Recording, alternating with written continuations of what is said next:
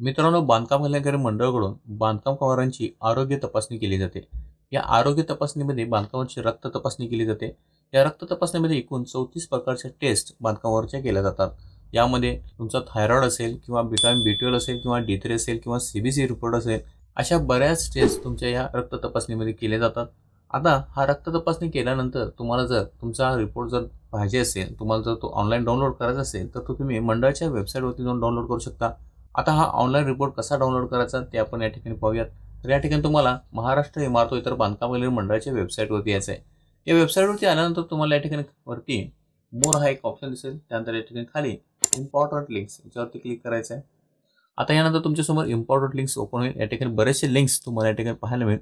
आपल्याला रक्त तपासणीचा अहवाल किंवा रिपोर्ट डाउनलोड करण्यासाठी हा पेज खाली स्क्रॉल डाऊन करायचा आहे आणि या ठिकाणी खाली हेल्थ स्क्रीनिंग कॅम्प हा एक ऑप्शन दिसेल. या ठिकाणी व्हिजिट लिंक याच्यावरती क्लिक करायचं आहे. आता यानंतर तुमच्यासमोर एक नवीन पेज खुलेल. या पेजवरती आपल्याला आपल्या रक्त तपासणीचा रिपोर्ट डाउनलोड करण्यासाठी वरती हेल्थ रिपोर्ट हा एक ऑप्शन दिसतो, याच्यावरती क्लिक करायचं आहे. आता या ठिकाणी आपल्याला बांधकाम कामावर आरोग्य तपासणीचा अहवाल पेज ओपन झालेला दिसेल. या पेजवरती आपल्याला बांधकामावर आरोग्य तपासणीचा अहवाल पाहण्यासाठी खालीलपैकी पर्याय निवडा.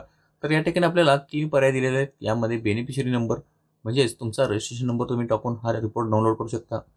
त्यानंतर बांधकामावरचे नाव, बांधकामाचं संपूर्ण नाव टाकून तुम्ही हा रिपोर्ट डाउनलोड करू शकता.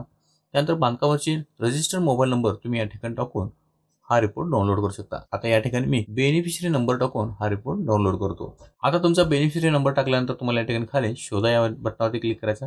यानंतर तुमच्यासमोर बांधकामावरची माहिती तुम्हाला या ठिकाणी पाहायला मिळेल. यामध्ये बांधकामाचे संपूर्ण नाव, त्यानंतर त्याचा डिस्ट्रिक्ट, त्यानंतर त्याचा मोबाईल नंबर, त्यानंतर त्याची बेनिफिशरी ID आणि ज्या तारखेला त्याची रक्त तपासणी केली आहे त्या रक्त तपासणीची तारीख आणि तुम्हाला या ठिकाणी सगळ्यात शेवटी कन्फर्म हा एक बटन दिसेल.